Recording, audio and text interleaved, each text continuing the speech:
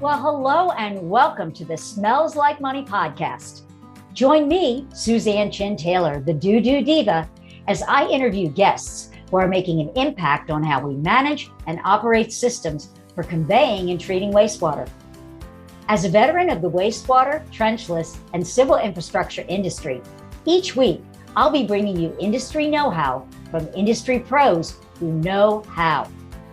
Join me each week as I speak with representatives of organizations that are utilizing disruptive or new technologies and methods, and executives who are excited to share how to be successful and sustainable in our vital industry. So whether you want to learn about the latest trends in technology, in treatment or trenchless, gain tips on training and retaining great talent, or simply how to be more efficient, productive, or profitable, this podcast is for you. Ready? Let's dive right in. Well, hello and welcome to this week's episode of the DooDoo Diva Smells Like Money podcast. We are continuing our visit with Nick Spano, president of Essential Equipment, specialists in CCTV inspection and storm and sanitary sewer pipeline cleaning equipment. So, Nick, thank you for offering and being so generous of your time for us to continue this next segment's discussion, which is very, very important to our industry, whether you are coming from the contracting side or the municipal side, if you're in a treatment plant or whatever. And that is about workforce development, the next wave of wastewater professionals. How are we going to find them? How are we going to train them? And most importantly, how are we going to keep them, retain them?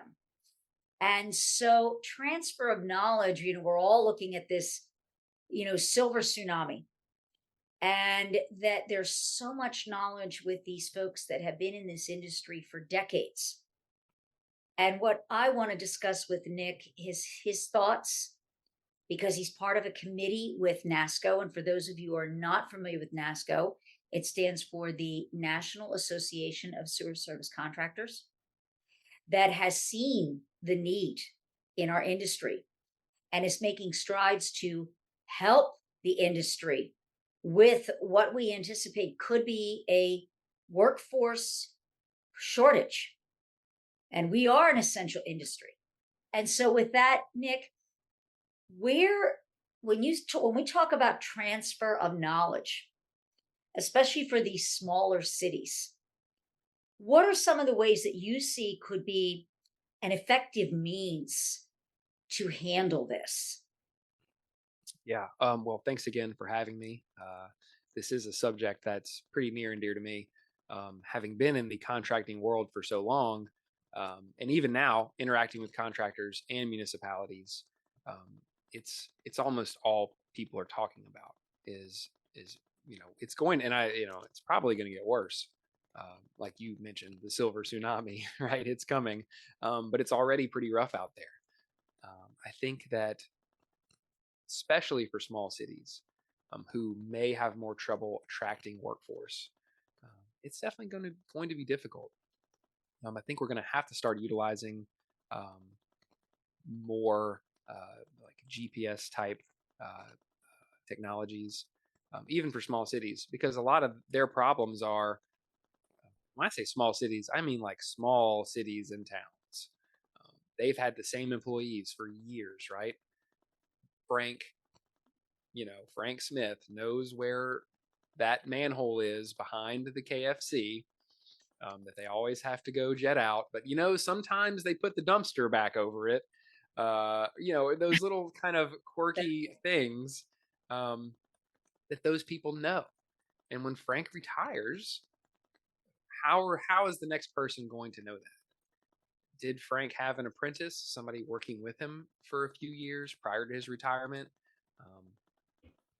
or not? Was the city proactive in trying to capture some of Frank's knowledge by having Frank take GPS coordinates of all the manholes, or some type of, even as recently, as a few years ago, we saw cities that would literally have paper maps that were highlighted to mean certain things. And you come in as an outsider and you're like, well, wait, what does the green highlighter mark mean versus the pink highlighter mark? There's just no way to know. By some of the, at the time, that's all they had, right? But that's not the case anymore.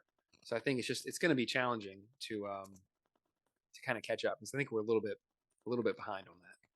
Yeah, you had mentioned we had spoken earlier about the importance of embracing these technology tools because it the work and you stated this, the work isn't the problem. It's just so much of it as is manual.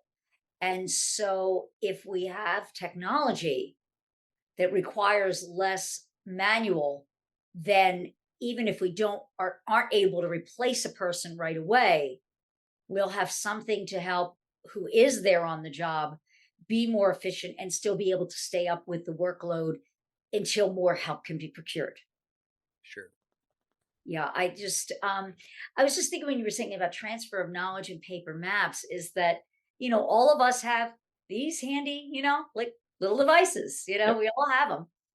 Is that something to just think about is, especially for smaller cities, when someone is out in the field doing a task that they know like the back of their hand, um, almost like they're making their own internal, not they're going to put it out on YouTube or social media, but wow, what if they started to capture and do their own little like short YouTube or TikTok videos for their town? Like, hey, this is how we deal with lift station number 2 on the corner of Smith and Green Street.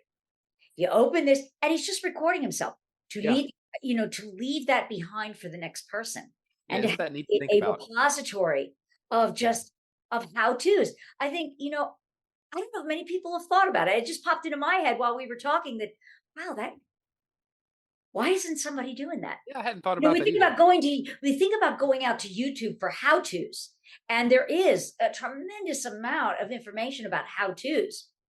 But how much more valuable would those how to's be if they weren't just generic about, okay, how do you use a roll down, the rollers for a manhole for a camera? But what if it was how you use the roller assembly for your city's particular camera and device? Yeah. That's Or super just interesting to think generic, but about. since Yeah. something very, very specific. Yeah. With the ease of capturing video media, I Yes, always thought, like, wouldn't it be there's no neat? excuse. Yeah. There's no excuse, because even, in the past, I've thought about, well, man, why doesn't somebody just write all this down? And I Now did we some. really don't have to. We've got Now you don't cameras even on have to our write it phones. down. Yeah, we're just going to capture video, and yeah, this is our city's YouTube channel.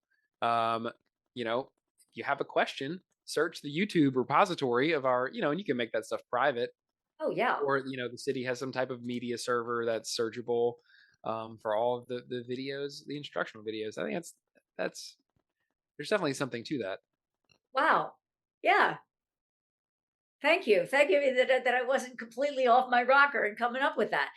So, when we think about hands-on work, one of the things that I know, and like standardization too, because let's face it, when it comes to a defect, every operator's opinion, it's very subjective. And so you yourself, I know, are NASSCO certified, you're a PACP trainer. I am. How I'd like you to speak to that in, you having once been a trainer, probably pre-PACP. Yes or no? Well, nope. I have been a trainer. I just did my second recertification. So this for me is year number 7 as a trainer. But I've, did you ever do inspection before we had the standards? no. No, So so I entered the you've industry. always done that. Yeah, I Okay. entered the industry about 2010, Okay. and PACP really like got going, what, 2002. Right. So So how do you see oddly, that? not that far after it started, Right. which sounds Wow. wild. Yeah. Where it really, really took off. Yeah. How have you seen that, a standard or other things like it being a benefit to the industry? Do you think it's something that every city should be on board with if they're not already? Oh yes, it's so important. Uh, I mean, I really enjoyed doing the PACP training. That's like one of the I've continued to do that even despite starting this company and being very busy with that. We have to teach at least 4 classes a year, so I've made sure that I've kept my requirements up, because I do really enjoy PACP training, and I think it is so important to our industry. Like we talked about in our last episode, it's one of those aspects that um, it's one of those, I guess, attributes of this being a real profession, um, for the camera operators. Like, I mean, there's no schools, right? We don't have Right. the luxury of sending our employees to a school or getting a degree, or which, I mean, I think that's where it's all headed, but I guess that's for another time. Um, but at least the PACP training, that's an accomplishment. I mean, it's a 2.5 day course, for someone to take and pass the exams, and really be prepared, to defect code pipe. And it's so important because, I mean, it is the standard. I mean, how can we possibly efficiently rehabilitate pipe if if we don't have a standard of what's wrong with the pipe? I And I mean, guess also to make that decision, if there's lots of defects, what has to be done first? yes, and PACP does a really good job of meshing both, uh, of including kind of a risk management component. And it's something I try to highlight to the students, because some students just see like the header section. It's just, oh, this is a bunch of stuff I have to fill out. Hmm. So I'm like, no, this is, I mean, you have basically like likelihood of failure, which is easy to understand. That's all the defect codes. We put all these defect codes in, and then you can see, oh, this pipe is quite likely to fail. But then you also have, what is the consequence of failure?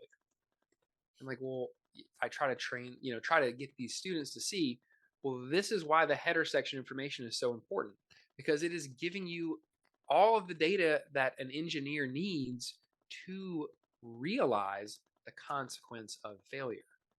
What are the social, the economic, and the environmental costs to this pipe failing? Because there's a drastic difference between a 8-inch pipe that is 4 feet under the ground, that serves one cul-de-sac of houses, right? 6, 7, 8 customers. There's just such a different consequence of that pipe failing, compared to a 36-inch line that runs right along the creek that is serving 100,000 residents. Um, so it's not all equal. Um, and PACP does a really good job of collecting in all the necessary information to make those decisions, because it's not just likelihood. It's not just what is the likelihood of failure. That's just one component. If we don't look at the consequence of failure, I mean, we could do things in the wrong order. Very good point. So I really want to speak to, and that's where it's so important for those cities that have those smaller budgets, where they really they have to stretch their dollar and they have to prioritize, as understanding, wow, that one, where the biggest risks are. That was a very, very good point. I loved how you broke that down, um, in using the data. And so NASSCO was so instrumental. And I mean, the standards really started in Europe, with the WRC, but they were so instrumental into bringing the PACP and helping to make that a standard, and really getting the industry as a whole to really embrace it. And so now their next big mission, I mean, they've been involved in a lot of things, got to commend them for that. Great organization. And I would really love for you to, share with the audience this new thing that they've embarked on, that you're a member of, which I think, I'm reading my notes here. It's the NASSCO Workforce Development Committee. That's right. Tell us about that, because I think people need to be aware of, and if NASSCO is going to be a resource, how they can tap into that resource? Yes. So NASSCO is a place where a lot of companies have come together, putting competition aside, to improve our industry. And that's one of the things I really enjoy about it is you really do see people coming together, and everybody, there's so many people with so much insight. I mean, for me, being on definitely on the younger end of the people on these committees, it's a real blessing for me to be able to listen to some of the people who've been around, share their knowledge, their insight, their experiences. It's just invaluable.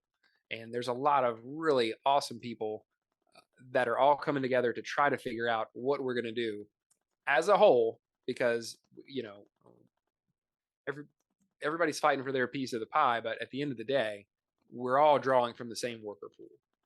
And we're also, NASSCO is bringing people together to try to figure out how we're going to improve the professionalism of the jobs of let's say the perceived professionalism, because like we've talked about, it is really a professional job to be inspecting this underground infrastructure. So how do we promote that, and then how do we train people? How do we increase awareness and draw people in from other industries to ours? And then once they're here, how are we going to train them? How are we going to turn them into value? How are we going to add value to them? And that's what we're exploring is how best to add that knowledge, to transfer that knowledge to new people. And to retain, because I think what's happened is a shift, for the skilled trades, and albeit aside, people think sewer and it's got a little bit of the yuck factor. There's But a that stink to it. aside, yeah, that aside, um, everybody wants their kid to go to college, get that white Mhm. collar job behind the desk. And that's all well and good. But there are just some people that simply aren't, it's not for them. And you're trying to push someone that was that square peg into the round hole. And even if they are college material, but let's say they don't have the means to,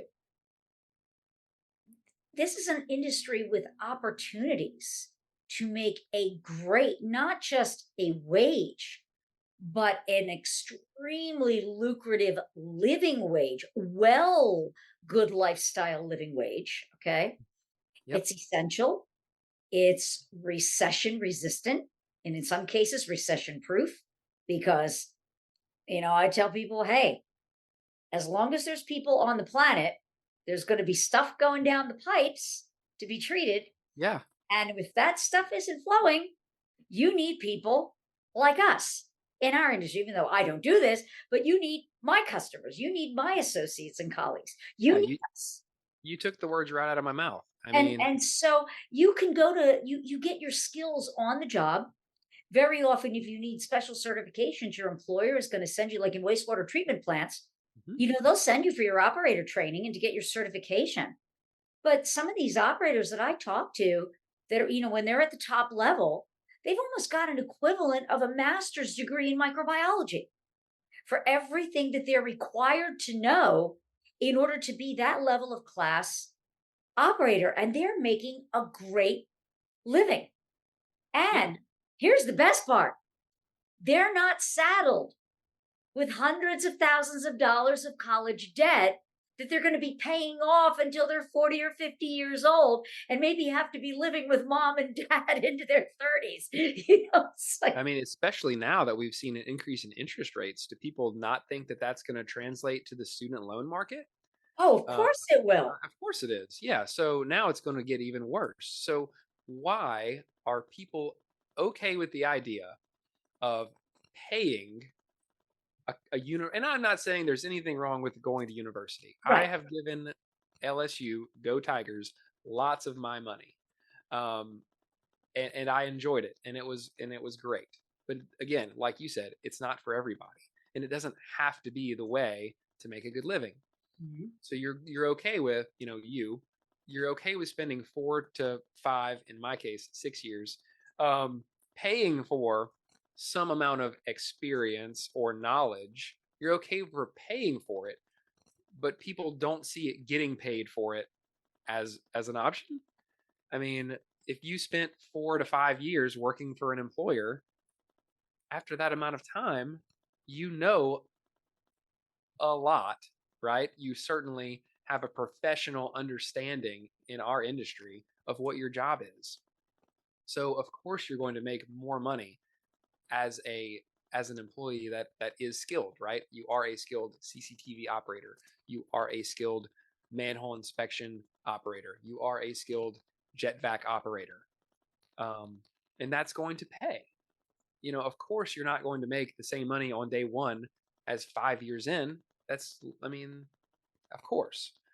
So I just think it's such a great place to earn a living. Like you said, you get paid to gain the experience and the knowledge. And Right. so maybe it's a messaging issue.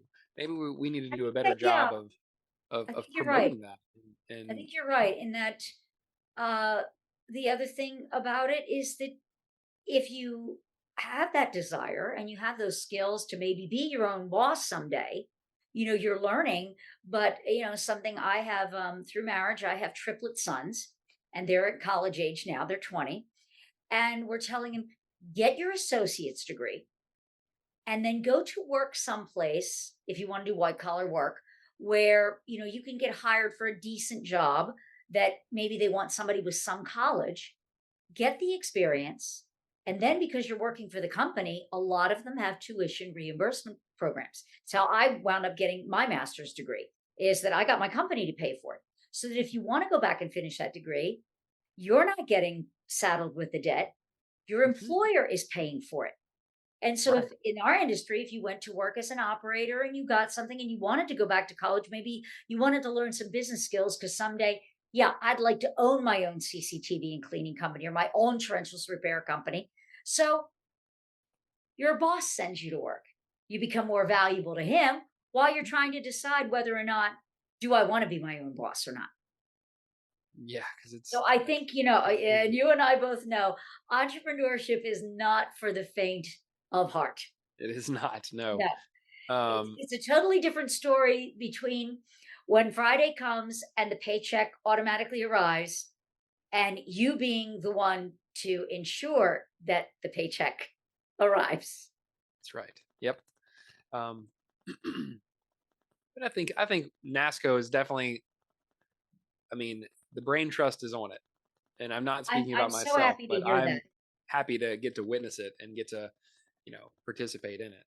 Yeah, I Um, think you're right, messaging, and I think it's important that, even those of us who are listening, in that are part of the industry, that if we have children that are in or grandchildren that are high school age, that now is the time to maybe be on career day volunteering to go in and talk about what this industry is like and mhm. how to get involved and to do more of that community outreach and to make people aware. I interviewed a gentleman, I forget which magazine it was, but they actually, this was pre-COVID, but now they're starting it again, is they actually invite kids to come to the plant and spend a day, shadowing or different, like it's like a 5-week program, and they get to shadow someone in every single department to see what it's all about. Mhm. And